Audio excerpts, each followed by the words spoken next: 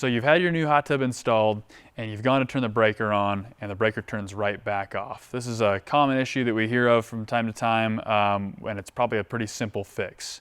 So on your 3020 6-circuit configuration box, commonly your 30 amp breaker would trip right off as soon as you go to turn it on.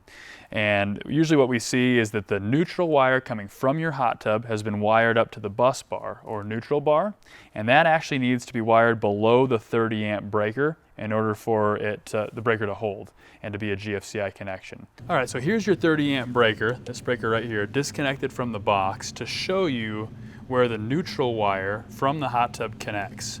You'll notice there's a wire connected permanently into the breaker, and that's not associated with this lug. This lug right here is where your neutral wire coming from the spa does connect. It loosens by way of the screw that's here. In order to put the wire in, it tightens back down.